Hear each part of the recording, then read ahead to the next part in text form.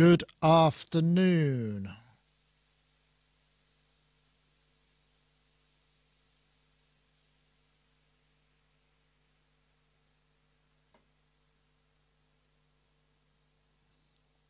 Hello, hello, hello.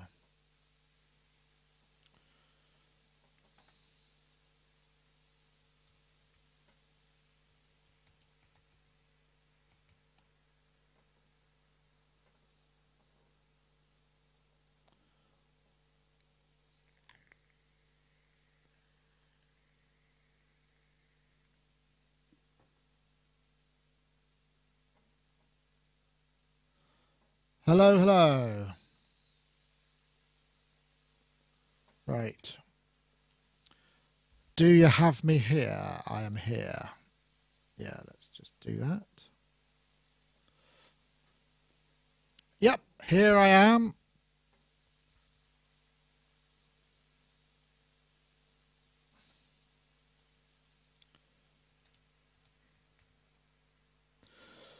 I'm just waiting for our guests. We should have Steve Hillier, Rich Hilton and Gaz Williams. Hey, Ty's in the chat room too.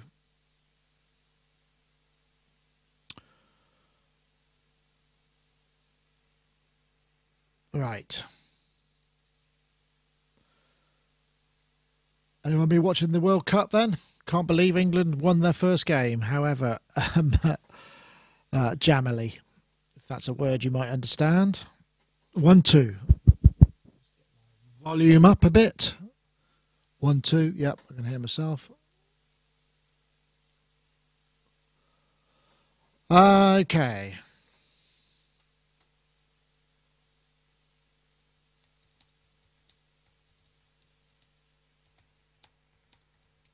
Right. Hi to the chat room, people. Hello. And also to the YouTube chatters. Hello.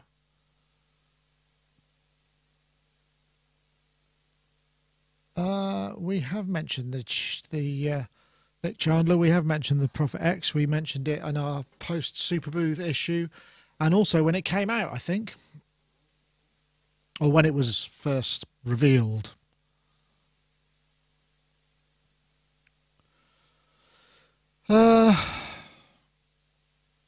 Right. So what's the time? What's been happening this week? Let's see what we got in our topic list. That's not it. That's old titles. So, yeah, we've got a few bits and bobs. Jolly good. Richard Alpin was a Gaz last Sunday at this SW Synth Meet. Oh, right. I'm sure I couldn't make it to that. That was, who was that? That was Richard Alpin. Yeah, it looked good, actually. Chris Carter was there, wasn't he? Didn't get a chance to see that. I wonder if there's anything online. Southwest Synth Meet UK. Where's that?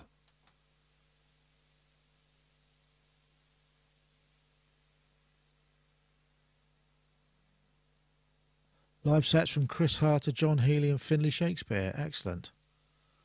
Bet that was fun. I should have gone across, really. I think I was busy, though, unfortunately. Southwest Synth Meet. Let's see what we got here. A bunch of synth pictures.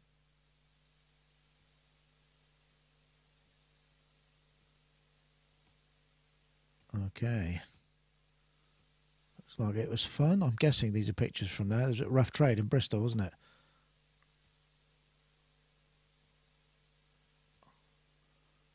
Okay, anyway, that's probably that.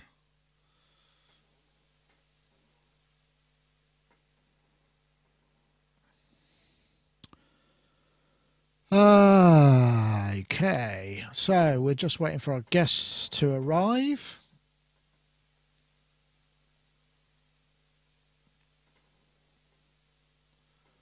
Oh, Richard Open put a clip of Chris on Instagram. Okay. Conductive Labs moving into final production of the Noodler, the NDLR. Jolly good. Make sure you send us the news for that. Hello from Arizona. Finset was great too. Ben and James were a better sound.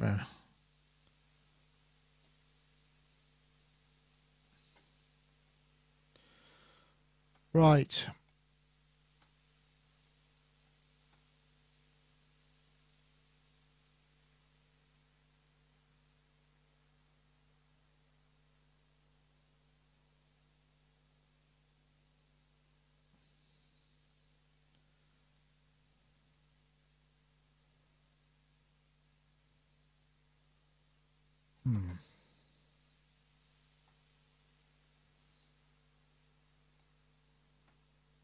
Let's see.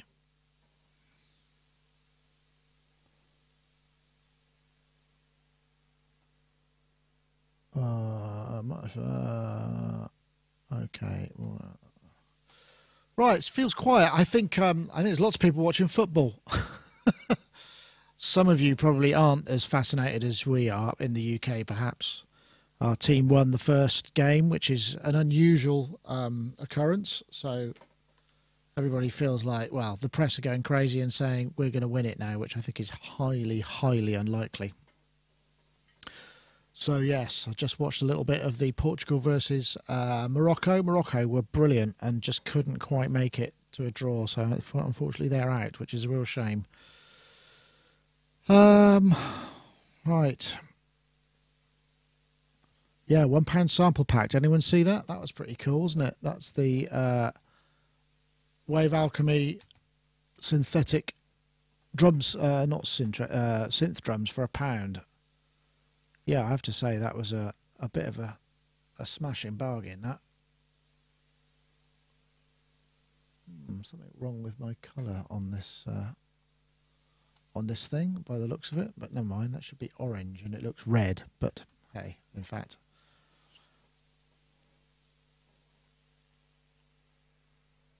Okay.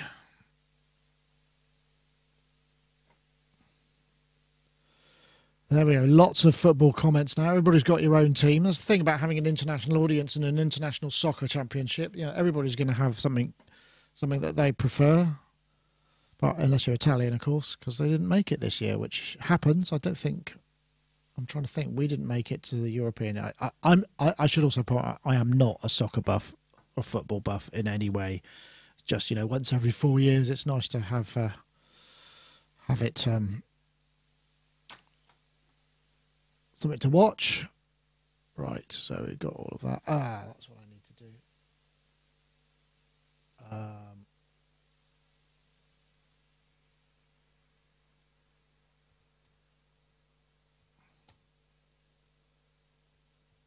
Wing setup. Nope. Damn.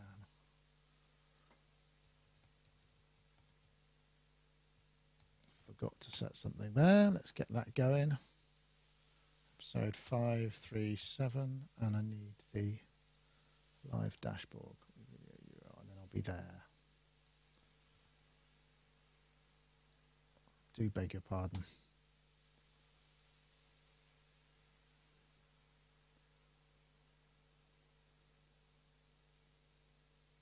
Interesting. I wonder how it gets the chat. Seems to, though. Episode 537. Oh, well, that's good. I think we're all there. You might need to refresh.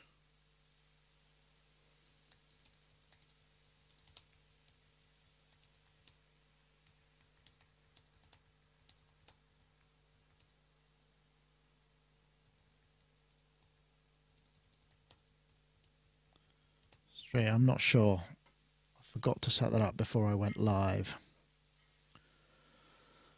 Everyone's being fused or everything. Let's see, is that working? I can check that out. Live. Let's see, are we there?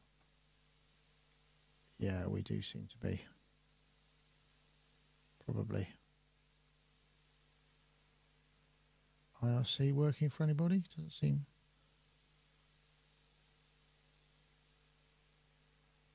Yes, there we go. Okay, so I can quit that. I don't need that page open. What's going on here? Hobbies, yeah.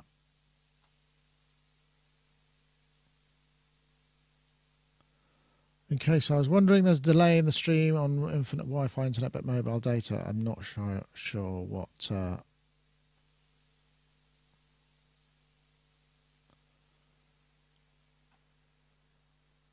Okay, right.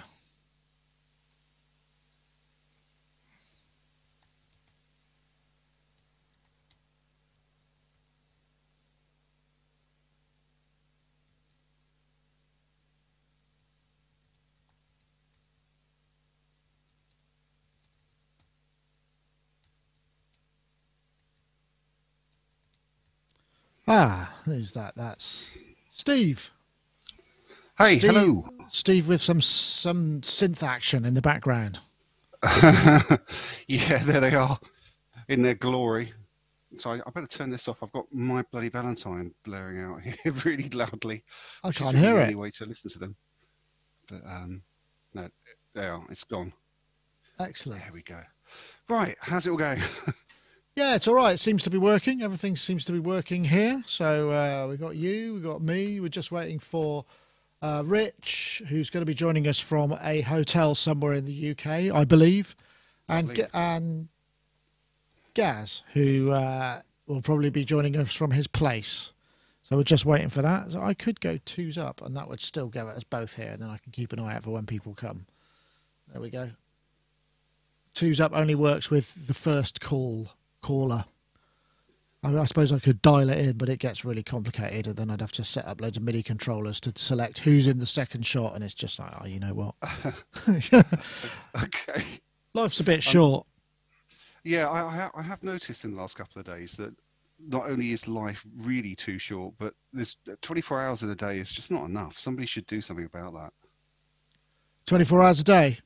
Yeah, I don't know. Yeah, I don't know. I think there's an ability. Depends how efficient you're being. Sometimes it's hard to be efficient for the whole time you work. Yeah. I think it depends what you're doing. If you just have to go somewhere and do something and be somewhere, and there's not enough time to be in those places, then I can totally understand that. If it's a question of going to work, sitting in front of the computer, and getting it together to do the things you're supposed to do rather than things you're not. Yeah. Yeah, I'm talking about myself here, obviously. So, yeah, I'm making the mistake of drinking way too much coffee at the moment. I've had, I've sort of realised that this time of year, I used to really love midsummer, but now I'm finding it exhausting. Do you know what I mean? It's like you just don't get any of those environmental cues for when you're supposed to stop. You just sort of basically keep going. Yeah, I see what you mean. Yeah, and coffee is not the cure.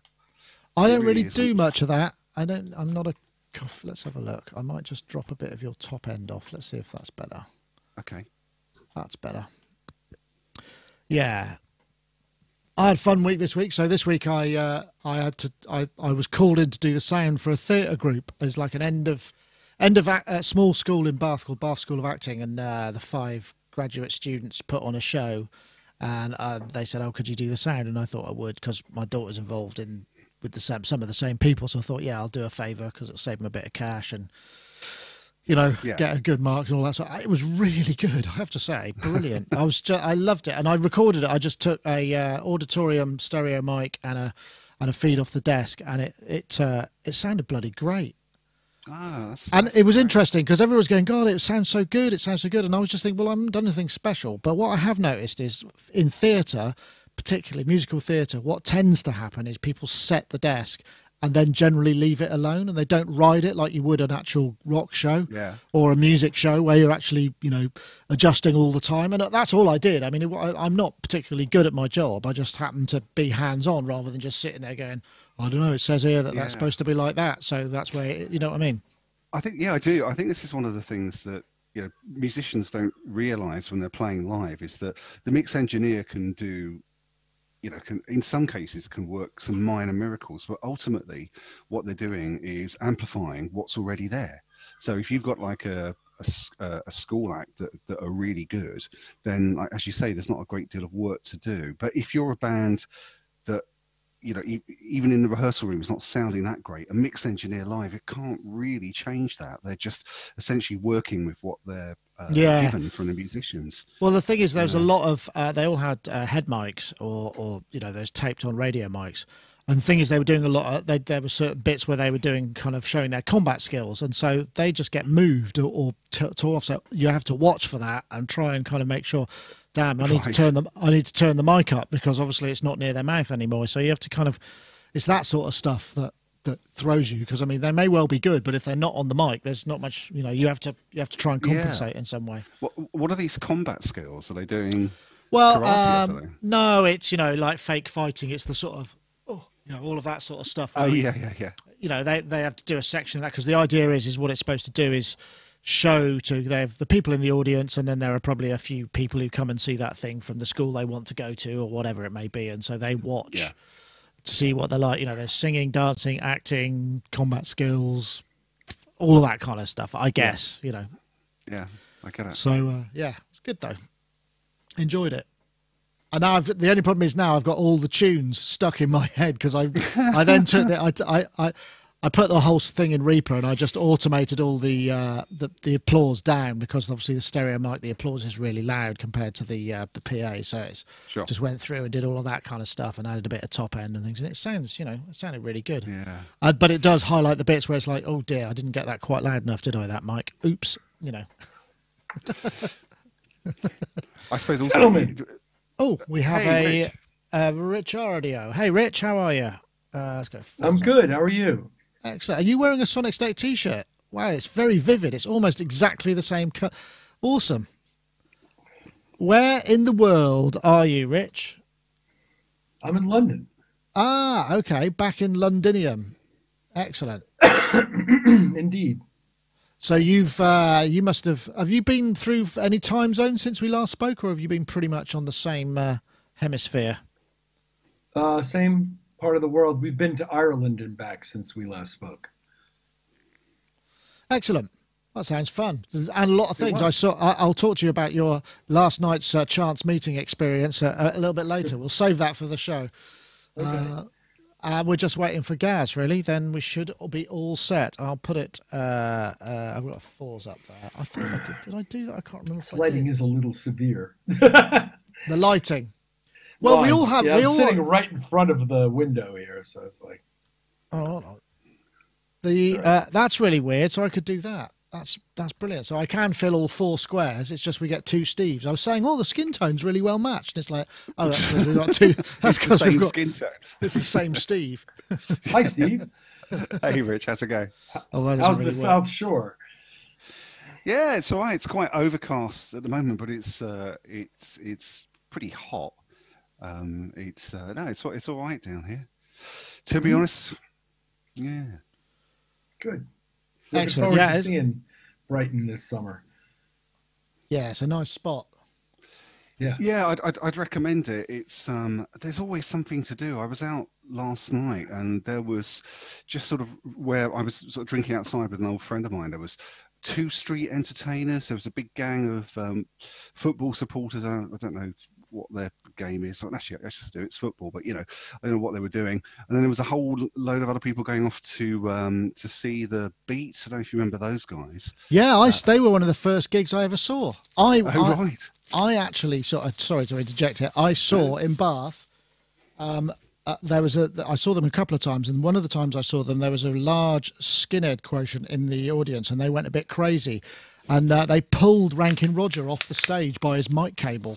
And it was all getting a bit. It was getting a bit hairy, actually. To be honest, I was only about 14, I reckon, maybe. And then they went on the rampage in town after that, and it was terrifying. They were sort of turning cars over and all sorts of stuff. Who'd have thought it in Bath? That sort of thing used to happen. My first gig ever was I was 12, and I saw Madness play at the Lewisham Odeon. I mean, God, this is going back a long way. And it was just like that. There was a huge, I mean, pretty much everybody in the crowd was a skinhead or variation of that. And they were just going absolutely mad. And I hadn't actually told my parents I was going to do this, but just showing up as a 12-year-old surrounded by skinheads in South London in the early 80s. Well, Yeah. it was an incredible thing, really. I'm glad I saw it. Oh, the irony, eh, Steve? Well, yeah, never quite recovered, I suppose. There he is. There's Mr. Gaz Williams. Let's check your checkity check 1 2. 1 2 1 2. Is that coming through? I think so. Yeah. When you touched it, it made a bumbling noise. So I'm guessing it probably. Oh. Yeah. That's it. Yeah. Yeah, it's working. Cool. Look at that. We have everybody. Let me just check. We've got levels there. Just a bit more level from you guys. I want to check if fader was there. Just checking the level now. It seems to be plenty on my gain meter. If you want some more, I can give you some more. No, you could drop it by about 5, I reckon. dB, that is. Not 5 feet. What? 5 feet. Excellent. I think we have everybody. Right. So we have a no, I can't. I was trying to think a dynamic duo. What's a something quad? Fantastic Four. A fantastic four. There you go. Steve, you really should be in show business. Such quick wit there. Straight in. Right, okay. Well, I think we're ready to go. Everybody ready? Let me just hit my record button here. I've got my backup recording, which I sometimes need and I sometimes don't. So let me get the Facebook stream ready. Okay, standing by, everybody. Here we go.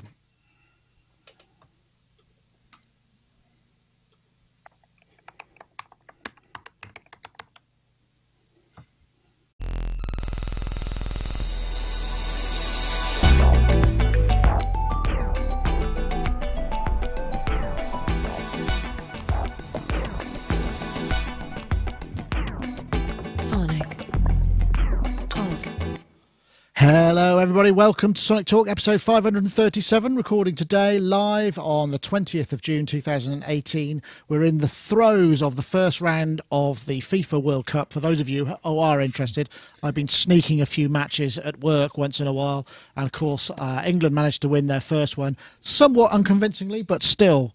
3 points are 3 points. This isn't a soccer podcast at all. It's to do with music technology. We talk about music technology, synthesizers, software, live production, plugins, all that kind of thing. And we'll be with you for the next hour or so. And we also have a couple of messages from our sponsors. First time, we've got Isotope, who will be telling you a little bit about Vocal Synth 2, which you can also win this week if you're interested, because they give that very generously as a prize, which you can enter a little bit later. Competition details will happen further on into the show. And also I want to say thank you to Synchro Arts. They're letting you know about Revoice Pro, which is currently 30% off till the end of June, which is a bit of a bargain. I know if you perhaps listen to another couple of shows, you'll know that Robbie swears by it. It's a very useful program for lining up vocals, for creating double tracks, harmonies, all kinds of stuff. So do check that out as well. That's if you just go to synchroarts.com or bit.ly/revoice30 will get you there via us, and they'll be able to track the link. Anyway, welcome one and all. This is Sonic Tour. Let's get going. So we'll start off with Mr. Gaz Williams. I can't remember if it's been a couple of weeks since we've had you on, or were you on last week? I can't honestly remember. My memory is shocking. Gaz Williams, of course. Yeah. Gaz Williams.me, professional bass player, producer, engineer, music technologist, all round that sort of chap. How are you, Gaz? I'm very good, thank you very much. I recently got a new screen for my studio. I wanted to get a 4K screen because I wanted. But this is just a little kind of word of warning, actually. So I've got a Mac Pro here, and got this screen, plugged it in. Robbie Bronneman came around. We had a look at it, and it was just so slow and sluggish. It was horrible to use. And I wondered if it was a screen. And anyway, eventually, after a little bit of research, discovered that the Mac Pro only supports HDMI 1.4, which only allows 4K at 30 hertz. So it was actually running at 30 hertz, hence everything feeling really, really Ugh, just not nice. However, it's not all bad news because there is a little program you can get. I guess a lot of people are going to find themselves in this boat actually. With because I mean, I just bought a telly. I mean, the 4K screen, what was about 330 quid or something, you know, for 40-inch 4K screen, television as opposed to a monitor. But there is a little program called Switch Res X, which lets you run custom resolutions. But that's not all. You need to get a little kind of adapter. Not Thunderbolt to HDMI. Thunderbolt to Thunderbolt. Well, DisplayPort to HDMI 2.0. So if you get that, and then this little. And also running this Ta-da! Switch Res X. Yeah. Yeah. So, I mean, I think it's about 12 quid to register that piece of software. Then you can have a giant 4K screen running at the 60 hertz. Now, I didn't know any of this, so this has been a bit of a learning experience for me. So I thought I'd share that because, I mean, it's a weird restriction of Mac, really. Well, certainly the Mac Pro. So, you know, because they've shown, I was really surprised because the Mac Pro, one of the selling points was you can run 6 displays on it. And I think it was, 6 HD displays and 3 4K displays. So I was just really surprised to have that. But anyway, that's the solution. So there we go. I thought I'd share that. Top tip. Thank you very much, Gaz, and more from your technological journey. Nice to hear that. We've also got Mr. Richard Hilton, who is. Tell me you're at a Hilton hotel, just because, even if you're not. No. I've done that gag before, haven't I? When you show up, Mr. Hilton. Yes, we've got your suite ready for you, and the band are looking at you like going, "Hey, why has he got the great room?" And it's like, you know what, guys, it's who you know. I assure you, it doesn't happen that way. But there is always a little humor involved, and it's fine. After 62 years of hotel jokes, you get used to it after a while. Each one told as though the first. I'm surprised. If you had a daughter, you could have called her Paris, I suppose, and then it would have really had a lot of fun. But yeah, that would have been high on my to-do list, I'm sure. Anyway, Rich, so you're in London. You've been you're still this side of the world doing chic stuff. We know I saw a bit of your show on Later with Jules Holland, which was good, with 2 guitarists. I can't remember the name of the guy. He was playing a Fender Jaguar by the looks of it and was riffing away. I think it was that, or maybe it was a Jazz Master. I can't remember. No, it was a Jaguar. It was a Jaguar, as you guys say, and you hit it right on the head. His name is Muramasa, and he's a very nice and talented man. And it was a great honor to play on Jules and meet Jules, and what an organization they have over there. What an amazing production that show is. The logistics of managing cameras in that space and never being in the shot is incredible. Oh yeah, I watched those guys of their ability to stay out of the shot while they were manipulating this whole choreography, and they practiced the choreography of the cameras, and it was really an amazing thing to me to see. And we played a show. We played some songs, and it was fun. And we had some guests, and we premiered some new songs, and it's all good. I really enjoyed it. Yeah, so I guess it's got the new album out and all that. And did I see you on Facebook? You just happened to bump into Paul McCartney last night as well, which is a bit of a... Check that out. Yes, Niall shows up at Soundcheck with... who's that with him? Wait a minute. Really? And then as I waited my brief turn to get to shake the man's hand, I heard a voice in my head say, "You're about to shake the hand of Paul McCartney." It was this. I mean, it all started for me. The whole sort of overriding direction of my life that has turned out to be started in February of 1964, watching those 4 guys on the Ed Sullivan Show. I'd heard about them from a friend who was actually a babysitter of mine at the time, and who remains a friend, who is no longer my babysitter.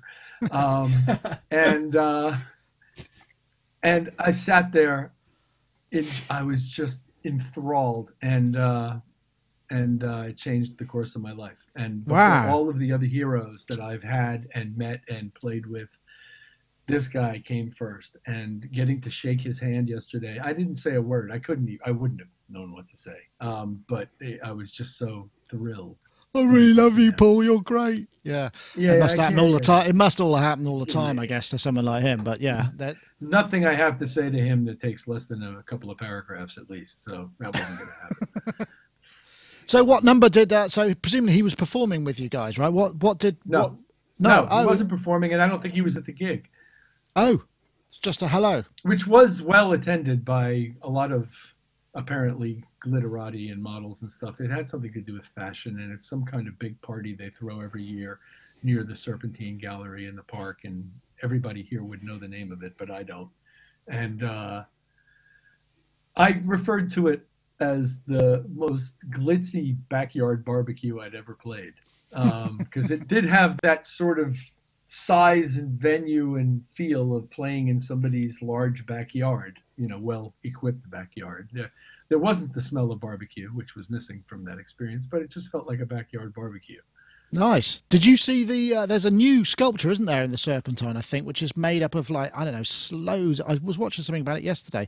Masses and masses of oil cans just floating on the lake, which is a temporary structure. Is that what they are? Yeah. It's a kind of representation of one of the early Egyptian pyramid type structures, I believe. Yes, I thought it was this huge Lego thing. It looked like Legos to me from a distance, so now I'm really intrigued to discover that it's a bunch of oil cans. But it was magnificent.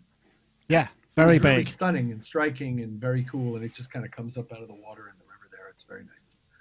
There till September, folks. I might try and get to see it sometime. Anyway, let's also say hello to Mr. Steve Hillier. Steve Hillier there in his studio in Brighton, where we can see he's decided to put his credentials on show this week. We've got the Yamaha CP70. Is that an MS-20?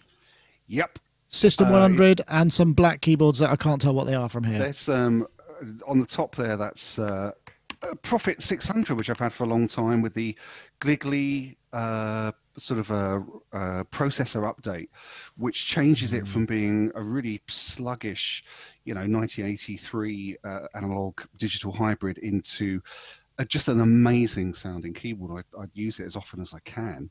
Underneath that, DX7, which is my official favorite keyboard of all time. A bit controversial, but there it is. And then underneath that, it's a JD 800, which I've had since the Dubstar days in the early 90s. So, wow. Have you run out of presets on it yet?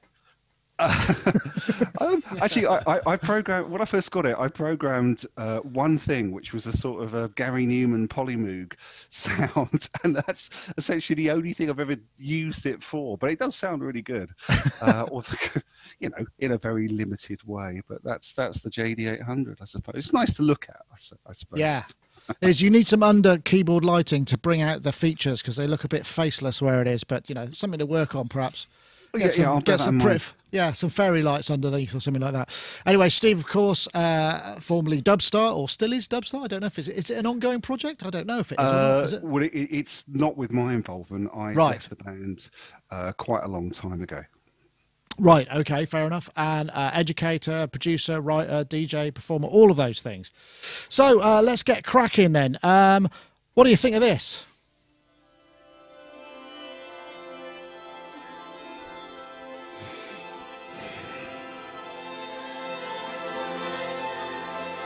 This is the Slate and Ash Auras, I'm not sure how you pronounce it. It's contact instrument, and it just is really beautifully scripted and designed for work with controllers and MPE as well. And I have to say, some of these sounds really are very, I just sort of look at them and go, oh, I really like to play that with a Roley.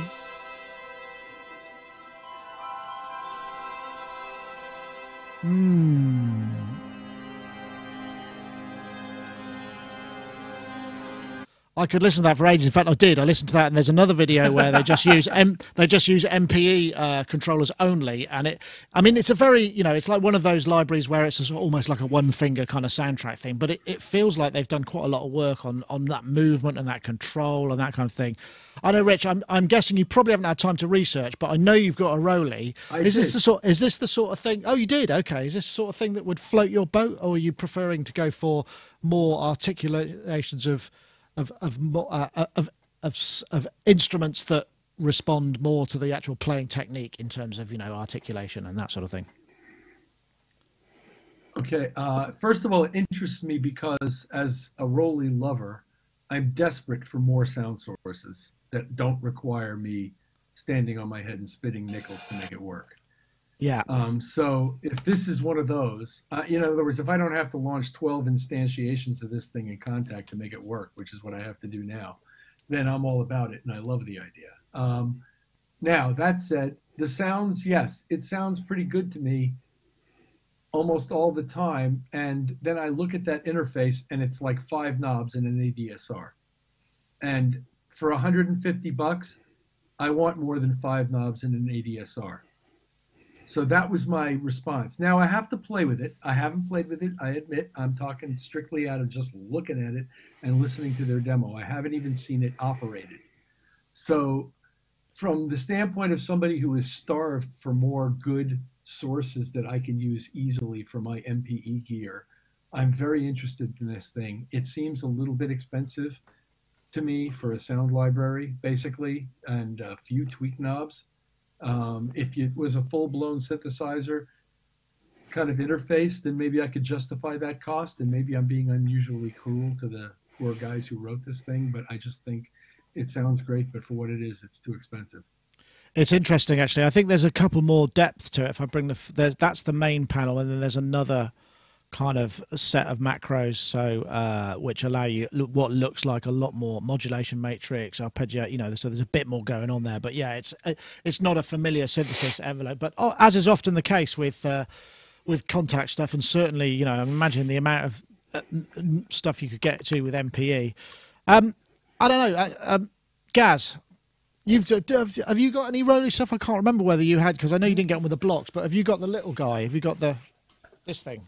I had the Rise for a while, for about 3 or 4 months. I thought it was pretty cool, except I didn't like the gateway into using it. Right. Partly just the fact it was USB and whatever. And around similar time, I was reviewing the Linstrument. So I had the Linstrument here as well. Obviously, another MPE device, and so I tried to develop patches for specifically with the that kind of MPE approach, and it's really actually quite difficult, because you're trying to work out what is the most emotive parameter to have to adjust, and it's it'd be quite interesting to see what these guys have chosen, because I mean, it's all very well and good having all this expressivity, but what is the best things to modulate? I mean, obviously, the filter kind of side of things, but and maybe LFO speeds. But I mean, that's what I'm quite interested in. As I said, MPE thing expands, is what are the kind of ways, but I mean, this does sound pretty cool. I think my sort of problem with the Rolly a little bit was I think this is more specific Rolly than MPE. There was where it excels at sort of textures and pads. Well, actually, no leads as well. But I think it's not. Well, I should say, I think polyphonic kind of expression is really cool. But I found personally that I've got a lot more use out of using the touche, and sort of using just well, it's much easier to play and apply. I agree. Yeah, definitely. Yeah. But that's just sort of just my take on it, really. But it's still cool though, and I'm really glad to see the MPE thing becoming this. Now it's a standard, and products are coming out to exploit that. I think it's definitely a good thing. So yeah, cool. That's good. Looks interesting. Steve, I don't know if this is something that I mean, because you know, you're a keyboard player. I mean, I'd imagine, like many of us, the thought of having to learn a new interface is probably what puts you off kind of throwing yourself into something like this. Yeah, to an extent. I mean, I have tried out the Rode keyboard a few times, although not in any kind of professional capacity, and I've really liked it. What's kind of slowed down my or just stopped me adopting it at this point is, yeah, first of all, I'm going to have to learn a whole load of new techniques. And I'm getting old, you know. That doesn't really appeal. but that wouldn't stop me. The other thing was something that Rich said, which is that it would seem for me to use this keyboard in what I do, I'm going to have to set up so many different synthesizers with so many different parameters to be controlled by this keyboard. It's going to be a real headache. So I'm looking forward to the moment where the synthesizers that I mainly use, which are things like Chromophone 2, which I absolutely love, which would be perfect for this, just come with templates so that I can just go to the keyboard, start doing something, and the texture of the model instrument will change and evolve in a natural way without me having to spend hours setting it up. Essentially, I think what I'm saying here is I want somebody else to do all the hard work. But yeah, that's nothing to do. Yeah, I can see. To be fair, the options that exist are actually outstanding, and I've been finding myself being able to be very effective. I did a keyboard session recently on my Seaboard block, triggering over Bluetooth my iPad Mini, playing through an Apogee interface and going straight into a DAW, and it was absolutely effective and satisfying and fun. So. The options that are available are quite good and quite often good enough for what you need to do. And it's not that hard in certain DAWs, mostly the Apple stuff, because they allow you to receive 16 MIDI channels on the fader, which is what you really need to be able to live your screen, really. Yeah. Ableton, Studio One, Pro Tools, pretty much the rest of them. You got it. And even within Contact, you got to set up one instance of whatever you want to hear for each channel you want to hear it on. And it's then once you've done that, you can save macros in Contact, and there are ways around it. But essentially, I'm wishing for more stuff like Steve is, that just goes ahead and does this. Yeah. And doesn't make me have to do all of that. Well, interestingly, I did see in the news recently, didn't Rowley just get a massive amount of investment from Sony? Which is quite an interesting. Sony are sort of starting to kind of embrace the concept of music creation rather than replication, perhaps as an arm to their already massive commercial weight, whatever it is. So I'd be interested to see whether whether that works out. That's a very interesting technique. And aside, because we've all frankly been quite baffled about the amounts of investment that Rowley have managed to get, considering of the niche of what they do. So obviously there's something else there that perhaps we don't know about, that somebody like Sony would go, yeah, okay, I can see where this is worth us putting in a big pile of cash. But back to if you go to, it's Slate and Ash, if you go to slateandash.com, it's there. I think 149 intro price. I'm not sure what it comes at. I think maybe it's 199. I don't know. I'd have to check that out. But it's currently intro price 179. There we go. So it's not massive saving, but yeah, it is an expensive thing. But by the looks of it, there's quite a lot of MPE programming that's gone into it. So that's kind of cool, I guess. What's the time? Yes. Right. So I'm going to just bring in a quick word from Isotope. Of course, this is the new Vocal Synth 2, which we posted a demo of recently, and it's really impressive what it does. New GUI, new interface, well, both. Lots of stuff behind the scenes as well, which is really impressive. CompuVox, BioVox, all new effects, reorderable effects, lots of presets. There's some really good sounds in there. And if you want to check it out for vocal processing, in fact, I want to try it out on synths as well, because I think it'll work on that. There's all sorts of other effects. Go to isotope.com/vocal synth, and that's where you could get a hold of a 10-day free demo. Or alternatively, you can enter our competition and you can win a copy of Vocal Synth. In fact, we have a winner from last week, and the winner is Stephen B. Coleman, Stephen B. Coleman, Collman, who tweeted the hashtags that we were after last week, and Finesse and Distress Vocal Production, Vocoder Love Vocal Synth 2. So if you want to get in touch, Stephen, we will get your code over to you. And if you want to win a copy this week, we have another competition. So the hashtag we're looking for is Vocal Transformer, that's one word, and Vocal Synth 2, hashtag Vocal Synth Transformer, and the hashtag Vocal Synth 2 to at Sonicstate and at Isotoping. That's a Twitter competition. Just pop those in a tweet and you will be automatically entered into the prize draw for next week. Once again, we thank Isotope for their continued support of the show. Right, let's see. Now, I'm going to go with this one, Steve, because we had this. Hold on, where is it? I'm trying to find the actual. Here we go. Make the worst of your sound. This was just a sort of, they go obviously a bit of headline grammar. This is Glitch Rack from a company called Noise Bites. Not much more information on it, but it's make the worst of your sound. This idea of sort of messing it up and destruction and destroying the sound, which I think perhaps for as long as plugins have been available, not only have we had the sort of emulations of classics gear, we've also had things that will really brutally destroy, bit crush and mangle the sounds. I remember when I first started out using plugins, I think the first couple I used were probably from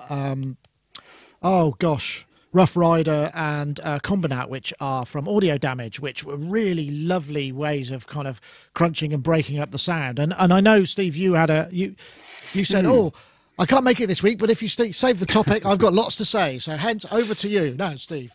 Right. Well, I mean, first of all, God, I feel like I've been put on the spot here now, but hey. I think there's something kind of really important in sort of music production and the use of these glitch instruments and distortion in lots of different ways, which I'll ultimately come on to. But when we're making electronic music, we tend to think, even actually particularly with Ableton Live, we tend to think quite linearly. We build a loop, we build a 4-bar block, and we let that play. And through the process of refining that piece of music, we remove randomness. We remove the unexpected because the refinement gets rid of that unexpected element. And I think that's where these glitch plugins and are really useful. It means that even you can have a well-defined groove or chord sequence or a harmonic situation or sonic situation, but the use of these plugins, especially if you're performing with them, gives you, and the audience particularly, a sense of unpredictability. What's going to happen next to this sound that they're already familiar with? And this touches on I think a very important thing to do with music in general, which is that almost all popular entertainment depends on sort of essentially one concept, which is that you give the audience what they're familiar with, but you add in a surprise, something that they don't expect. And this is where the glitch plugins are really useful, in the sense that people can be familiar with your beat, they can be familiar with where you're going with the groove, but when you mess it up with these unpredictable elements, it keeps the audience interested. It keeps them, I suppose, literally in some cases on their toes. So it's a really important thing to I think have involved in your music to some degree. And I'd give one example of this predictability versus controlled randomness thing. There's a style of music that I absolutely love called trap. I'm sure like everyone here has heard of trap and what that's like, but there's a sort of format to that style where you have these long, quite fast build-ups. We've all heard them, loads of snares going on, and then there's a 2-bar pause, and some guy usually says something crazy like, you know, drop bass or whatever, and then the slow beat comes in, and that's the payoff for the music. It's you're expecting some sort of bass drop, but also you're looking for a sort of a mad sound to keep the momentum of the tune going. But it's not being able to predict what that mad sound's going to be that makes it exciting. And again, once again, this is where these sort of glitch software plugins play a big role of messing with people's expectations for the music. And that's just really useful, and just essentially one part of what I wanted to say about this. Yeah, no, that's an interesting idea. I'm not. I'm probably not as familiar with that genre as perhaps I should be. I don't know. Gaz, think we could? Is there a glitch prog genre waiting to be explored here that you could use something like this? And I mean, and also by the same token, do you like to mess? I mean, we all like to kind of find our own unique way of mangling a sound to a degree. I mean, that's part of the recording and production process, right? Rather, I mean, yes, you want it to sound good and maybe capture the vocal beautifully, but there's also parts where you want to really mess it up, right? Yeah, no, of course. I mean, I've been doing a lot with samplers lately, and you know, and it's I mean, it's quite interesting how a lot of the glitch stuff originated from equipment that just couldn't keep up with what you were asking it to do. So the glitching, you know, was a kind of a byproduct that people then. I remember, like back in the 90s, you know, sort of trying to get stuff to sort of break it, really, you know, just to try and send too many notes into it and make it do weird things, and then try and harness that in some sort of kind of creative way. God, wow, it feels like such a long time ago now. But yeah, I mean, yeah, it's great. I mean, I love messing up with stuff. I've been playing around, actually. This is in for review at the moment. I've been running this is like a distortion pedal. It's called Aftershock by Source Audio, and it's got a computer editor, and I've been trying to sort of make it do weird stuff that it's not meant to do. I'm trying to find ways of like messing with the parameters, and yeah, so I mean, yeah, that is in my kind of nature, really, just to try and break things. So and I'm very, very good at it as well. Yes. I know, Rich, does this sort of does this have a part to play in what you do as well? I mean, I'm guessing, and I am being general here, a lot of the stuff that you do is about capturing, you know, so there's one part which is recording where you maybe don't want to mess the sound up, but then there's the mix and the kind of after processing where maybe you do, right? Of course. Tons of it in various places, but hopefully tastefully.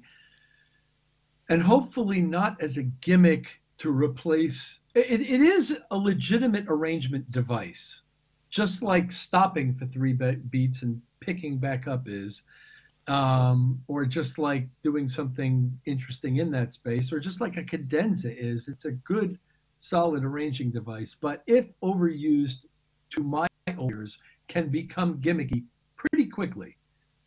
So I don't, first of all, mind screwing with the sound at all, using distortions, using where appropriate, using anything, glitching, stutter editing, editing things so tightly that you create an audio pitch that has nothing to do with the original sound from which it's being derived. I mean, I don't object to any of it if it's used well and tastefully, and it doesn't sound gimmicky to me.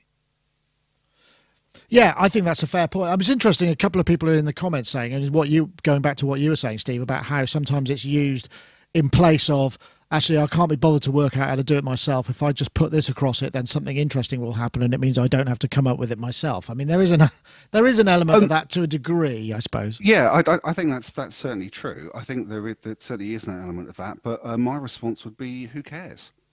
Does it ultimately matter whether you designed the sound or somebody else did? And also, if it does matter, how far down that argument do we go? Do we do we say that we don't use any instruments that we haven't personally created or designed? I don't have a problem with it. In the end, I suppose I'm ultimately just sort of like focused on the result. Speaking of which, just building on what Gaz was saying, I thought I'd show everybody this. This is my distortion pedal boards. This is something that I use all the time to add a kind of extra sense of energy to these machines that we're seeing behind us, and also a lot of plug-in machines as well. They're all distortions, and they have slightly different flavors, but there's something about slightly distorting or saturating a sound, or even megalody distorting it, that's really compelling for an audience. We have an association with distortion. Things like it kind of equates with energy. It equates with unpredictability, and I suppose ultimately excitement. And so I would just really recommend to everybody, quite frankly, get yourself a pedal board, fill it up with quite pretty looking distortion pedals, and it really just adds a layer of controllable randomness, I suppose, to your sound, and I love it, quite frankly. Yeah, I could see that. I mean, there is there's drive. What was I just looked at? I looked at the Pittsburgh Modular Microvolt 3900, which has a drive section on the output. Just adding a touch of that or loads, it really makes the sound kind of exciting and interesting. And it's a psychoacoustic effect, isn't it? I mean, distortion, it kind of goes back to, you know, when it was first introduced, it were things that were being worked too hard, that were kind of like blowing up and, you know, and outside of the scope of what they're supposed to do. And it's become the repertoire of what we as humans interpret as excitement. You know, rock guitars, when they first came out, were exciting. That distorted sound was very exciting. It was because everything had been so clean up to that, or certainly intentionally it was supposed to be that way. I mean, obviously you got wax cylinders that sounded pretty ghastly, but they weren't trying to sound bad. They were trying to sound as good as they could. But the distortion of the guitar, it's very evocative, and we associate distortion even now with things going wrong, you know, and things going wrong, especially when it's in a controlled environment like music, is compelling. And we're not at a gig watching, you know, guitarists and thinking, wow, is he going to catch fire any moment now? Although we might do, but there's something just in the back of our mind. Yeah, this is a compelling thing. I should keep watching just in case something amazing happens, and sometimes it does. That's true. Interesting. I mean, we don't know much more about this yet because this is just a pre-announcement. The glitch rack will be coming out sometime soon, but if you want to stay in touch, go to noisebytes.de and they'll be releasing it sometime and soon, probably have a bit more information. But it was really more about just a question of that whole thing about mangling sound that was a bit more interesting. And in fact, also applies to, well, actually, before we get on to the next topic, I will just drop our... the message from Synchro Arts, who got 30% off the plugin Revoice Pro.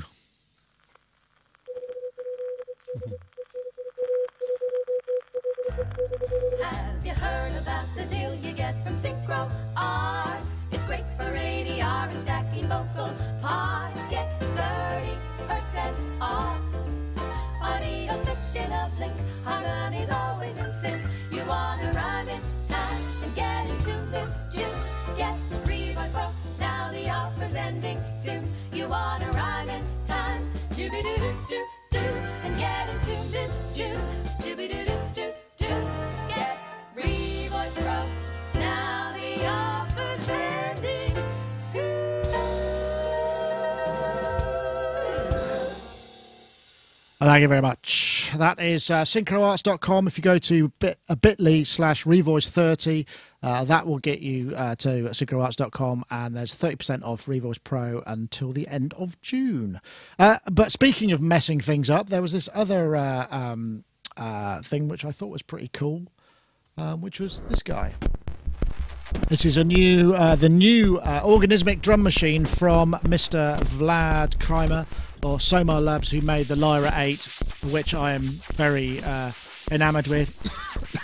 And this is a drum machine which is kind of built along the same lines, although it does do proper stuff too. It sounds like it does a lot of real crazy business. I don't know if it's going to look like that when it's finally finished. But it's got, you can see there's the same little touch pads that you get on the Lyra 8. But this is all dry, you know, or certainly just internal processing. There's a lot of patch points. It's going to be coming out at the end of the year, 12 to 1400 euros. So, you know, not this cheapest thing, a bit more expensive than the Pipe and the Lyra 8. But could be a lot of fun. I'm guessing, Gaz, this might be something that appeals to you. Have you had a chance to play with the Lyra 8 yet? Oh yeah, it's fantastic. It's you know, it's one of those total desirable boxes, isn't it? You know, it's one of those things that's so unlike anything else, and oh yes, I really want one. But this is very intriguing and sounds kind of very otherworldly. And I was it looks very kind of like, I don't know, post-apocalyptic, doesn't it, in its current sort of guise? So it probably won't look like that, will it, you think? I don't know, it's hard to tell. I mean, maybe not. Yeah, yeah. Because I mean, the lyra is a very elegant looking thing, really, isn't it? You know, so this is sort of fun. I don't. Yeah, I mean, it does sound really cool. It's got that certain like that. I don't know that quality, that thing, you know, that special thing. So yeah, I'm very keen to get hold of this. Incidentally, speaking of Russian stuff, just there's a very cool podcast at the moment, the Finders Keepers podcast. It's called Polyvox, and it's a sort of they've named it that, and it's sort of like an edit of a load of obscure Russian synth rock. I just listened to it this morning. It's super cool, and I was always wondering what music was being made with all those kind of wacky old Russian synths. So check that out if you want to hear some. It's really good. Yeah, Finders Keepers. I'll have to check that out. Yeah, it's really good. But yeah, I mean, this thing, yeah. I can't wait to try one, actually. Definitely. Yeah, very keen. I mean, it's difficult. I couldn't really glean much information about it's pretty unclear. I mean, when I interviewed him, he was talking about it being not only the ability to make sounds on the fly, but also it would work in a standard rhythmic mode, but also it would get funky with the rhythmic aspects of it. You could mess all of that stuff up too. You know, that's the thing. So it would have, I mean, as it's a drum machine, it has to have some standardization. Otherwise it wouldn't really be a drum machine. It would just be something that made a noise in a randomly rhythmic fashion, which wouldn't be quite the same. So I don't know. Rich, you look like you're troubled by this concept, or maybe you didn't hear what I was saying. The most intriguing thing about this thing to me was that it had these metal posts sticking up in it that allowed you to use alligator clips to sort of real-time circuit. Yeah. Did you see this? Yes, I did. I don't know if that's That's amazing. You like that idea? An amazing idea. And they have voltage limits as to what can be done. I watched. You get to the end of the video and they're still displaying amazing new features that don't exist in any other drum machine. I was blown away by this thing. It starts out with like the really, really, really weird side of it. And I thought that was an interesting marketing choice. But as you get into it, you find that you can do almost anything analog-ish drummy with this thing, and then beyond almost anything the design boggles the mind. I was amazed by this thing. He's a very clever and interesting. I mean, he thinks very differently to a lot of the other. And we did a Meet the Makers interview with him. He's a really nice chap. Just really kind of driven by this sort of it's almost like a spiritual philosophical approach to the design of instruments that require you to play them in a non-standard way, because you know he's trying to force you to go off from where you normally go with these things. But it seems like the drum machine actually in some ways, you know, in its just basic form will allow you to do drum machiney things, so you can be normal but you can also take it a lot further out as well. It seems like the sound creation possibilities within this thing go far beyond what most of the current drum machines that I'm most interested in are doing. Those are also very, very valid in terms of what they do, and they do well. And I can rattle off a few that I'm not going to do right now. But the point is, this thing can be like them, but could be completely otherworldly in the way it's synthesizing things. And I think it's really a very, very interesting instrument concept. I've never really seen anything like it, and I know nothing about the guy you're talking about, but I'm not surprised by any of the things you say, because this thing is brilliant. Excellent. Steve, I mean, this is the sort of thing that, you know, I mean, like I said, you know, when I got the lyre, I was thinking, oh God, this is a nightmare. But the things it makes you do and the sounds that you can come up with, the places it takes you, guides you towards this sort of randomness, but still be beautiful or horrible, is the thing that makes it so interesting. And if this looks like it could be more. I completely agree. I mean, firstly, I really like the way it looks, and I'm really quite, as it stands right now, it's a prototype, and I'm quite sort of sensitive to that sort of thing. I find that, you know, if you're trying to create new sounds, having an interface that you actually enjoy looking at makes a big difference. I know this seems like an obvious thing to say, but in the hardware world, for me, it's been very often the difference between buying and not buying. So if this design stays as it does, then I think I'll probably seek it out. The other reason why I'll probably seek it out was that from the demo, the sounds that were being made really reminded me of the kind of drum sounds that Aphex Twin was making in the earlier stages of his career. So I'm sort of thinking, or at least when he was releasing, so I'm thinking sort of 91 to 93. And I've loved those sounds. I've never really been able to work out exactly how it was done. You can kind of get a sort of an idea that there was some sort of side sweep going on, a bit of distortion. Never managed to get there. This machine seems to just do it, and then I would imagine take you off into whole new sort of sonic tangents that I think would be, you know, essentially fascinating. And with its sort of modular approach, and with the other sort of performance aspects of it, you've got that serendipity thing. You know, you could discover something that you weren't looking for, you weren't expecting, but it takes your composition off into a new direction. So I'm actually really excited about this, and I get a lot of satisfaction out of making, you know, drum sounds from modular equipment. In fact, actually, that's the thing that I use the Roland System 100M behind me here the most for. It's Making just got drum this. sounds, right? Yeah, that's right. Because it's the envelopes on this modular, this old Roland modular, are really snappy. They've just got a thing, and with a bit of crafting there, you can end up with some really, you know, great drum sounds. In fact, you can actually hear the old Rolands on some, I think, early Mute Records releases, and also 4AD as well. They've just got a sound. This machine seems like it could be a couple of generations beyond that, and I'm kind of excited, quite frankly. Yeah, I've just found the spec. They've put the page up on the website, actually. It's 4 drum channels, 4 envelope generators, 4 independent loop controllers. That's the interesting thing. So maybe not a sequencer. Loop controllers, clock generator, wide range LFO, Chaos, unique pseudo-random generator to shift registers, blah, blah, blah, processor, gates, VCAs. It looks like it's a trigger-based rather than a drum machine. It's more of a drum synthesizer, but I can't tell. It's hard to be clear from this, but it looks a little bit like it's a sheet of wood with a bit of Sharpie on it at the moment, which I'm not against. It's got a bit of Bastel about it to a degree. There is just one other thing I'd like to throw in on this, sort of a little bit of an aside for the music technology.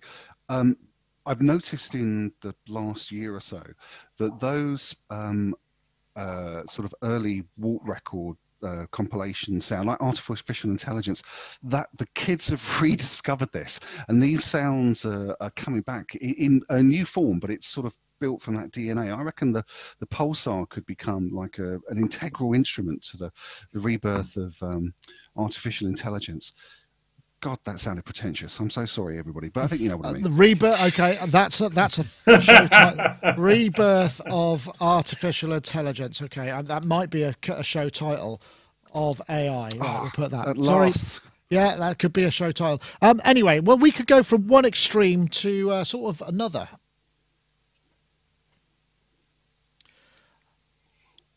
This has got a very slow introduction, but it's worth the wait. It kind of, the payoff is definitely when he gets it going. So this is an old barrel organ. This is by a chap called Patrick Mathis, and he's basically transcribed Michael Jackson's Smooth Criminal, and he's used kind of cluster notes and rhythmic things which are just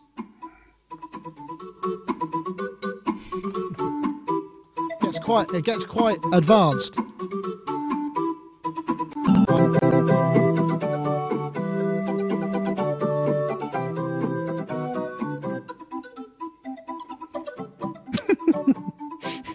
There we go. I mean, it's the full piece, and then right at the end, there's a really lovely bit. Actually, I'll see if I find the bit at the end.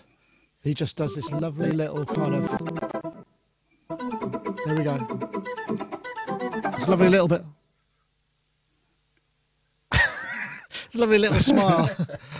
Patrick Mathis, I mean, what a way to spend your time. I mean, in many ways, it's similar to this kind of this idea of black MIDI, you know, which use the same sort of principles. And I can't imagine how difficult it is to do this, but I'm certainly glad somebody is. I mean, we've seen a number of. I mean, I know you've seen electromechanical stuff, but the idea of this with just on a barrel organ, he does like jazz transcriptions and stuff as well, apparently, which I haven't got examples of. What a great idea, though, eh, Rich? Oh, you're muted. Take a drink. Take a drink. I would if I had one. Oh, you do one then, yeah. Oh, I have got one. Hold on. Yeah. All right. So I love this. Completely love everything about this. I love this. And I don't think there's anything electro about this at all. No, nothing. This is entirely mechanical, which is what's really incredible about it. And I would just like to say that piano roll is the theoretical antecedent to binary digital, because it's either a whole or it's not a whole. Yeah, there's no dynamics, is there? Although there were a couple of knobs that he kind of tweaked and pulled. I don't know about that. I'm just saying, as far as data storage goes, a piano roll is very much like digital storage in an analog form. Yeah. It's because instead of ones and zeros, you got a whole or a not a whole. Yeah, I don't know how many. I mean, I wonder how many. What the range of one of those organs is, because I mean, obviously it's only small, so it won't go right as far as some of the big. But it's the size of the horns that you hook it up to. Yeah, I suppose so. It reminds me a little bit of kind of somebody making a replica of, you know, the cathedral in Barcelona out of matchsticks. You know, it's sort of as pointless, but still very pleasing in some ways. I grew up around these instruments, being at carnivals and fairs associated often with the carousel ride. And there was a whole history to this sort of piano roll based music writing and performing. I love this stuff. I'm totally down with this. Excellent. Sorry. I don't know. There's been an element where you could maybe have this. You were talking about last week about the performance aspect, where it's nice to have an analog instrument alongside the computer stuff for the repeatability and the portability. How about a barrel organ with a servo motor? Or, you know, you've basically got to just kind of, you are the clock. That's it. Okay, here we go. Everybody dance. Right. I think that there's a kind of sound to this sort of automatic organ playing, you know, and it reminds me of a composer that I really like and I'd recommend to everybody if I haven't heard him. It's called Conlon Nancarrow. I don't know if that rings any bells, but he was fascinating. He was a pianist in the 1940s, 50s in the US, and he wrote sort of serious classical piano music, but he got a bit let's say frustrated with the limits of how you could play as a human being, so he started writing music for automatic pianos like pianolas, and so they couldn't be played by people, they could only be played by machines. And there's plenty of examples of his work out on Spotify, and it sounds extraordinary. It's got that hybrid thing of the human being's creativity, but being played by a machine, which is something that we're really obviously used to now, living in a world of music technology. But there he was, as far as I'm aware, actually putting little holes into the sort of pianola scripts, just like this guy has done, and creating new serious music. It's fascinating. What also particularly fascinates me about this is that we're living in a time where this idea has been flipped around. So here was a chap who was writing music for machines to play back in the 1940s and 50s. These days, we've got machines writing music for human beings to play. This is the whole artificial intelligence, machine learning. I suppose so, yeah. Thing. Yeah, so and it's got a sound of its own as well. Has anyone checked out these videos on YouTube of AI created compositions? There's a weirdness to them, or probably just because they're new.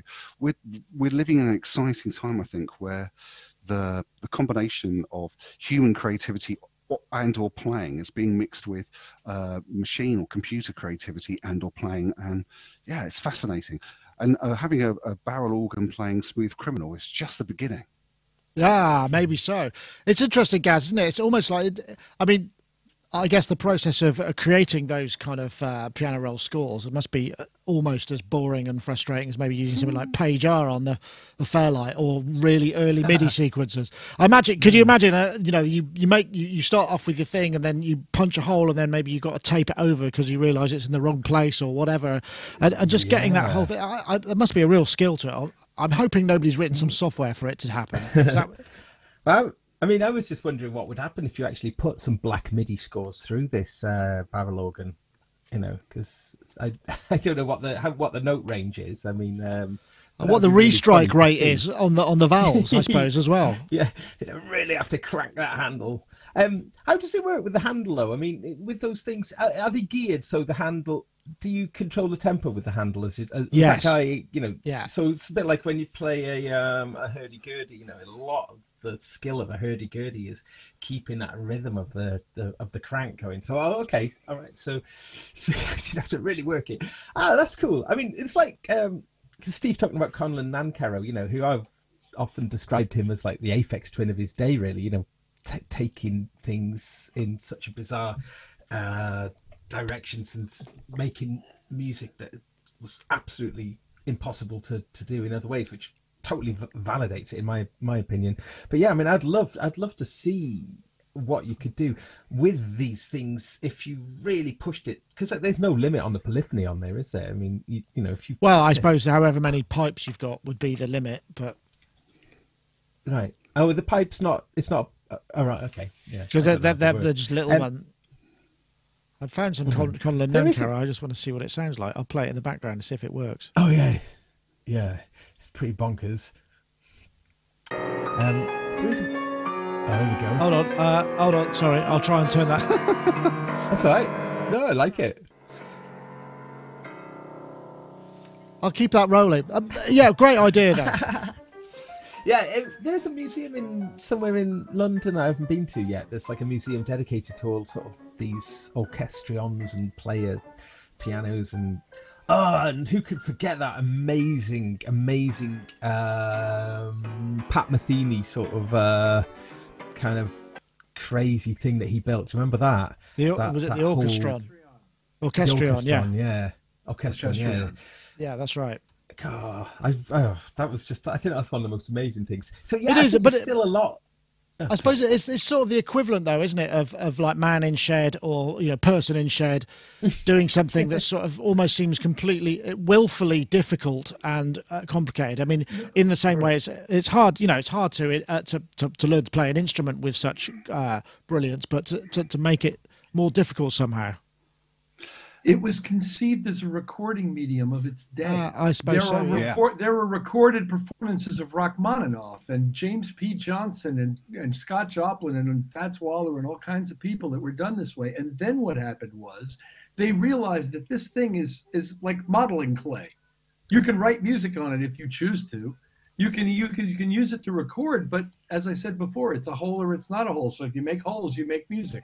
So they discovered that it was like modeling clay to them as music. So people started writing for it. It didn't start this way. So there must have been machines that recorded. Well, it may have also gone side by side, but it was the recording medium. In other words, I'm not quite sure of the progression, but I can tell you that people were recorded to paper, rolls. Wow. Okay, I didn't know that. I'm just looking for some information about those machines, but I can't anywhere. But and also, there's a long history of this. Just building on that, I know that my grandparents, when they were around in South London, they had a pianola that they would plug into the mains and it would turn, obviously. But they would tell me that they would go down to the piano shop on Lewisham High Street, and they'd be able to buy from a selection of performances, just like Rich was describing, to bring home, and that would be their entertainment for the weekend, particularly if it was recordings of songs that you would sing along to. So you would have, because neither of my grandparents actually could play, they would just buy like a roll from the shop, bring it home, stick it into the piano, get all the family around from down the street and have a good sing along at night. Good old knees up. Amazing, really.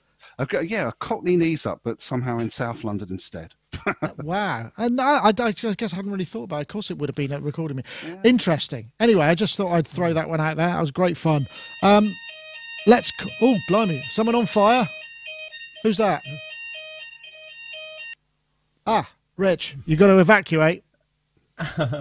Just make sure you grab your USB stick. Okay, we're probably going to lose Rich for a little while. Hopefully, we won't see his hotel room burst into flames while he's exiting the building. I'm wondering if you could have an LFO that could control the playback of a piano. Yeah, easily. You could make just to a motor. It should be no possible. I thought we might throw in another topic quickly because have we got time?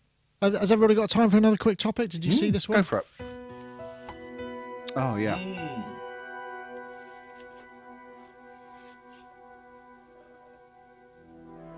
So this is a new plugin from Synaptic, who make these incredible, unique and interesting kind of takes on existing DSP technology and really sort of turn around. This is basically, he says it's like an infinite band compressor with no attack or no release that learns from the program material using AI and just makes it sound more intense. And that's what it looks like. And they use this this interesting kind of graphic. So there are a couple of examples coming up, which hopefully we'll be able to hear quickly. Excuse me. And you can change the bias to sort of make it sound certain ways. It's really weird. It sounds like there's actually a pipe organ in there somewhere. Here we go. This is without.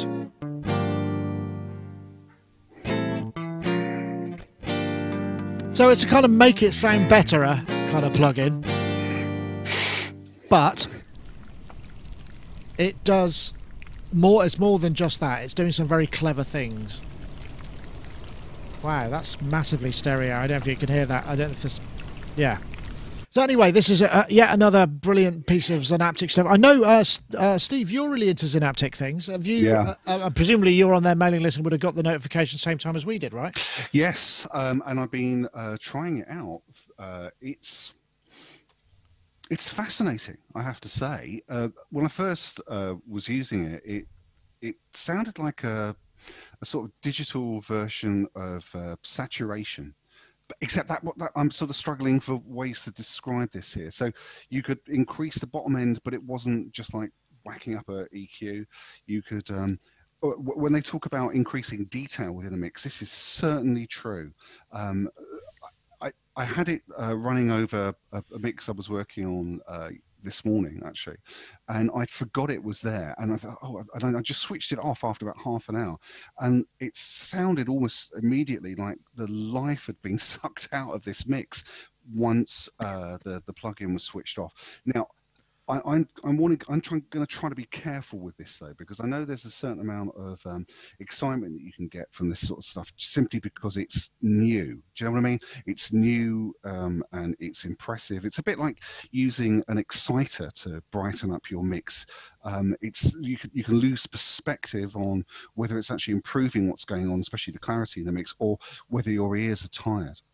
Having said that, I'm really kind of excited by this, and I can imagine this going on a lot of mixes from here on. It does give this, as they say in the marketing, it does give an extra level of clarity in the mix, and it does something that I'm not getting from anything else at the moment. So I'm certainly going to be using this from here on, that's for sure. I didn't know. I suppose putting it across a mix makes sense in a way. I mean, there's no reason why you wouldn't. You often put a bus compressor on. You do a lot of mastering. Sorry, Gaz, you do quite a lot of mastering. Have you got any Synaptic stuff? Because I mean, they do some great pieces of software. I mean, is this something that you might want to try? Oh, most definitely, yes. And I mean, I used to love when I used to have a TC Power Core. There was a thing called Character that this sort of reminded me a little bit of that, in that, you know, few controls, and it would just bring the part of what you want in the sound forward and make it seem more solid. And I used to love that plugin.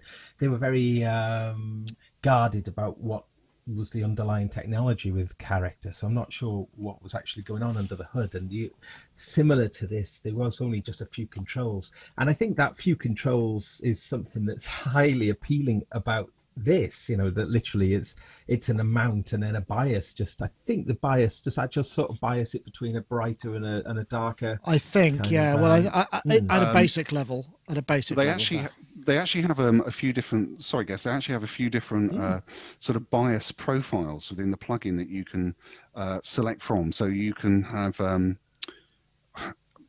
Yeah, it's kind of hard to explain, but you can kind of focus the effects maybe on the lower end of the spectrum or the higher end, or you can have it uniform across the entire frequency spectrum, and it all gives different variations on this overall effect. And as you say, bringing things forward into the mix, including, I know it sounds a bit odd, but the entire mix itself, which is rather good. Yeah. Because I know that with the Synaptic use a totally different processing than any other kind of software developers out there. They use all sorts of kind of neural networks and very high end processing. But I was really surprised, and I met Dennis, the CEO of the company. Oh yeah, Super Booth. He was nothing like I was expecting. He's like, "All right, dude, yeah, let's rock." He's really like, I was just like, "Oh," and he's very cool. And those in the know, it's always worth paying Synaptic a visit when they're at a trade show for special reasons that I will not just divulge. But yes, make sure you always visit them. Yes, but yeah, it's the similar thing that you get if you happen to ask. You get to the secret cupboard at the Dave Smith booth. Same sort of principle. Okay. Rich, these are the sort of things. I mean, is there a sort of distrust somewhere in the innate in a kind of mix or a traditional engineering's mind that sort of goes, this does sound more better, in the same way that using Exciter sort of almost feels like cheating somehow? You should be able to get your mix to sound this way without employing this kind of technology or whatever you can get. Yeah, whatever you can get if it's better. I'd love to hear this thing. I didn't unfortunately get to prepare this topic because of the time frame today. Okay. I'm quite sure that Synaptic is making excellent stuff, and I'd love to hear this thing. Now, to kick it sideways for a minute, I'm currently loving Ozone 8 for this sort of thing. But I'm all about I'd love to hear them side by side, as a matter of fact, which I've never done. So, no, I'm not against anything in some sort of spiritual theory here. I just want to hear it. Yeah, and I think that's fair enough. I mean, Ozone, as we know, is great. It works very much in a sort of traditional modules of mastering, in the dynamic EQ. There is an Exciter in there as well, but they're familiar terms, I suppose, and the way that you order them and the way that you process them has a hardware parallel that you could do if you had all that stuff in a rack. Whereas something like this, it's just like, here's two knobs and you put it across the mix. It feels, we don't know what's going on. He's having trouble explaining it exactly. It just sounds betterer. But there is an element of, there's a danger that one gets in. If it sounds so good, everybody ends up using it, and it all ends up sounding, everything then sounds this good. Or do you see what I mean? I suppose. Yes. There's a danger, I suppose. This is why I was saying before, I'm sure that this is going to be like everywhere very soon. It gives you that kind of ultra vivid sound that reminds me a bit of Serum, the X for Records Serum, which is a fantastic synth, and it's very present. It's ultra real in a way, and I think this is almost like the mastering or compression or saturator equivalent. I'm sure it's going to be everywhere. So I suppose, in the end, we've got to just watch out how tastefully can you, use this stuff without just, obliterating the dynamics or whatever. There is another product that I'd like to mention, which I use quite a lot, which is really good. There's a company called Waves Factory. They had a plugin they still do, called Track Spacer, which is superb for mixing. But they've also launched an Exciter called Spectre. And this is really useful for mixing, where my understanding at least, is it's kind of re-synthesizing or creating, much like an Exciter, content, but in very specific regions, frequency regions, so you can brighten things up, you can give it more weight, or whatever it is that you want to do. It's really useful, and it's much less harsh than other exciters in my experience. So I'd recommend that as well. It's something else to check out. Okay, thank you. It says here that that one is a sound shaping tool that combines best features of an enhancer coupled with a graphic parametric equalizer. So yeah, similar kind of stuff. Yeah, track space is supposed to be very good. I mean, it does frequency dependent sidechaining and kind of pushes things out of the way for when you want the emphasis in that. You know, I mean, I know because Gaz, I think, didn't you talk to me? There's something in, isn't there something in? Oh gosh. Melodyne, which does similar sort of things, where you've got a frequency based, FFT based equalizer. Is that right? I can't remember what it was called. Muted. Hey, take a drink. I'll take a drink. Sound. Yeah, what's it called? It's called the sound editor or something. And what it does is it lets you change the harmonics, the harmonic series. So say, for instance, you increase the fundamental, or, you know, or say you wanted to raise like the third harmonic, it would raise the third harmonic in all of the, you know, in so everything really, in tune. really, right. Okay. Yeah. So all relative to whatever the pitch is. And it's absolutely incredible. I mean, every time I play with it, I'm always struck by a feeling of like, wow, it still feels a little bit kind of weird to adjust. I'm not entirely sure what I'm doing half the time with it, but it still feels like sort of tapping into the future a little bit with it. Like, you know, like it's really, really cool. I think the example that I've used before was a saxophone, wasn't it? Yeah. Yeah. It just seemed to sort of, it was slightly off mic, and by increasing the fundamental, it felt as though it was pulling it like into the mic, and really, really interesting. But again, when you start messing around with it and start doing like kind of naughty stuff with it, you know, just crazy stuff with it, it's sort of, it feels like there's a world to explore with that. And incidentally, I've just been messing around with Studio One version 4, and that's got the, well, no, it hasn't. It's not fully implemented yet, I think, but it's going to have the ARA. Is that what it's called too? Which is the integration. The API integration, yeah. Yeah, I mean, it's as it currently stands, it's fully kind of integrated the Melodyne inside of, if you've got Melodyne Editor, inside of Studio One, which is really cool. But when that new thing is available, it's going to mean that you can use the chord track. That's a new thing in Studio One version 4. Sorry, this is deviation, but it's really interesting.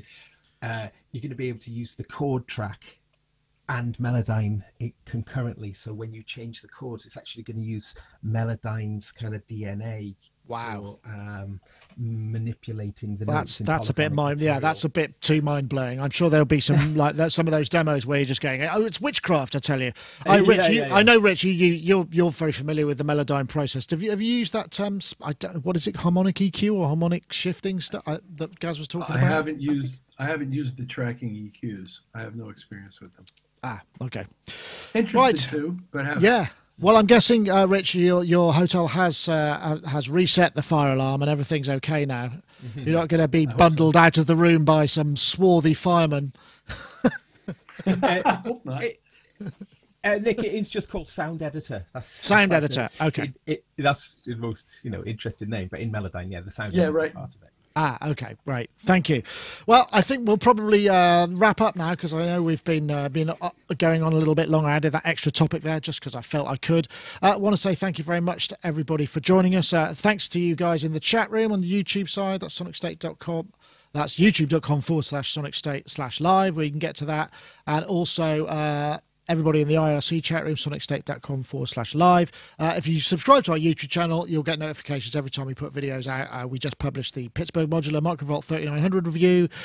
We've got a bunch of other stuff, and the Vocal Synth 2 sort of demo preset walkthrough. And obviously, you'll be notified every time we go for live streaming, which is every Wednesday at 4 p.m. So thank you. I want to say also thank you to our Isotope. Don't forget, if you want to win a copy of Vocal Synth 2, we're looking for the hashtag Vocal Transformer and the hashtag Vocal Synth at Sonicstate and at Isotope Inc. That's via Twitter. And also, I want to say thank you to Synchro Arts. If you want to check out Revoice Pro, 30% discount. Don't forget. Either go to synchroarts.com or go to bit.ly/revoice30 and they'll be able to track it from there. But for now, I want to say thank you very much to all our guests. Gaz, thanks for joining us. I think you're coming over to us tomorrow. Is that right? It is this week, isn't it? We're going to have a look at some Electron stuff, so I'm looking forward to that. Thanks for coming. And also, Mr. Rich Hilton, you've got a show tonight? Nope. Night out in London. Night off in London. Have you got anything special planned? Not yet. Oh, okay.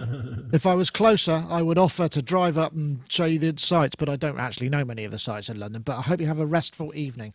When's your next show then? Friday, Isle of Wight Festival. Oh, wow. Okay, cool. That'll be fun. Great. Followed by Saturday, a gig in Italy. Okay. And Sunday, a gig back here.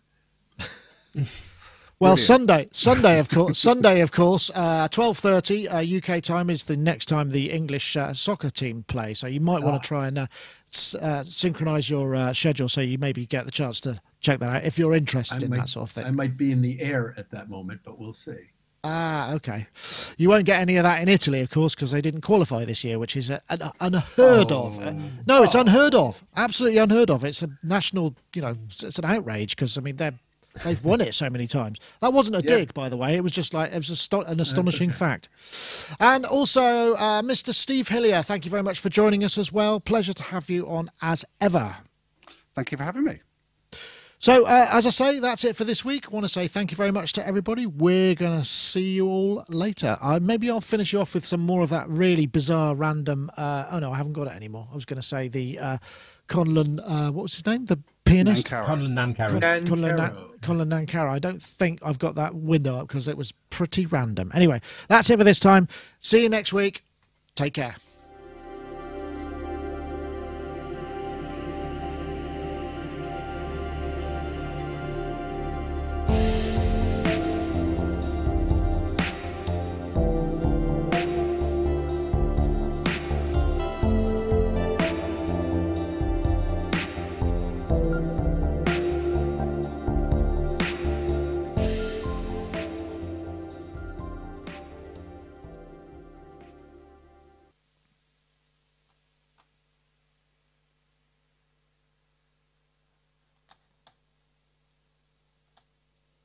Thank you, folks. There, I've got you all back. Thank you. Great fun. Excellent. Is everybody still here? Yeah. Steve, I know everybody. Yeah. Thanks, folks. Good fun, as ever. And, I forgot to mention, now, the Apple HomePod? Yeah. You've got one of those, haven't you? Yeah. Well, we just got a second one because this AirPlay 2 has now come out, which enables you to make, either do multi-room audio or, in my case, to do a stereo pair. And it's been really fun. Like yesterday, I was trying it out where because the way it works is that they've got all of these weird sensors and reflections.